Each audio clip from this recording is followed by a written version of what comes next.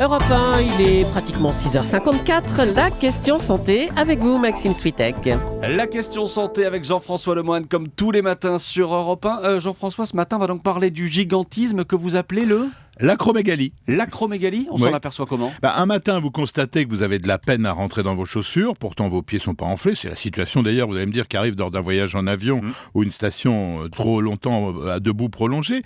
Mais c'est ensuite au tour de votre bague, de votre chapeau ou d'une paire de gants d'être un peu trop serré. Et puis, dernier détail intriguant, un ami que vous n'avez pas vu depuis longtemps vous fait remarquer que votre nez et vos oreilles ont grandi. C'est l'histoire de Pinocchio que vous nous racontez là ? Rien de romanesque, mais plutôt une maladie spectaculaire par ses symptômes, assez banal par ses causes, qui on appelle effectivement l'acromégalie. Alors cette maladie, c'est le résultat de l'augmentation de la sécrétion par notre hypophyse de l'hormone qui gère la croissance. L'hypophyse, c'est une toute petite glande de moins d'1 gramme située à la base du cerveau. Elle est rattachée au cerveau. Elle sécrète des hormones de croissance, mais également régule la sécrétion de la cortisone, d'une part des hormones de la fertilité, la régulation de la rétention d'eau, le mécanisme de production de lait au moment de l'allaitement. C'est un travail colossal pour une si petite glande. Oui, et qui, lorsqu'elle se dérègle, fait payer très cher l'addition, croyez-moi.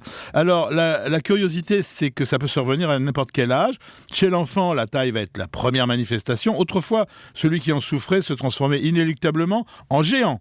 Ce que l'on ne voit plus aujourd'hui grâce à l'efficacité du traitement. Chez l'adulte, ça va se traduire par un épaississement des os courts et plats, ce qui explique toutes les manifestations précédentes. Et bien évidemment, on passe souvent à côté. Et Jean-François, qu'est-ce qui peut dérégler l'hypophyse chez un adulte ? Le plus souvent, c'est une tumeur, heureusement bénigne. Alors, quand on est alerté par les modifications de la morphologie, on n'aura aucune difficulté pour faire le diagnostic. Une simple prise de sang va montrer l'augmentation du taux de l'hormone de croissance et un scanner va confirmer l'origine. Il ne faut pas laisser évoluer l'acromégalie, car en dehors de modifications physiques, il y a des complications cardiaques qui vont survenir, et le traitement, ça consiste à enlever la tumeur par une intervention chirurgicale assez simple. Les résultats sur la morphologie sont spectaculaires, ça transforme Quasimodo en prince charmant, comme avec une baguette magique. Et si cette hormone de croissance n'est pas assez sécrétée, c'est l'inverse qui se produit ? Oui, c'est ce qu'on appelle le nanisme harmonieux. Alors on peut donner là aussi des médicaments. Dans le cas de l'acromégalie, on doit freiner ou arrêter la sécrétion.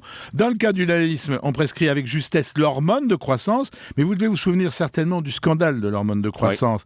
C'est pas le principe du traitement qui était en cause, plutôt l'origine de ce médicament qui provenait d'hypophyses prélevées sur des cadavres dans des pays peu scrupuleux, majoritairement dans des hospices, chez des gens contaminés par le prion et atteints donc de la maladie de Creutzfeldt-Jakob. Ça a causé 117 décès, essentiellement chez des enfants. Aujourd'hui, heureusement, tout cela est très encadré. Oui, mais cette hormone, on en parle aussi régulièrement chaque année au moment du Tour de France. Oui, alors il se murmure qu'elle améliorerait les capacités des sprinters. Elle est aussi utilisée clandestinement comme médicament anti-âge. Il semble que les effets soient spectaculaires. C'est interdit. Mais là, les candidats de plus de 80 ans se mettent à rire quand on leur dit que ça pourrait être dangereux pour leur santé. Et des adultes qui se mettent à voir les os du visage qui grandissent. Ça ne vous rappelle pas 2 jumeaux célèbres, vous ? C'est une hypothèse, mais pour avoir regardé leurs pieds il y a quelques mois européens, On parle des frères Bogdanov. Ils m'ont semblé d'une taille normale. Je pencherais plutôt pour le bistouri.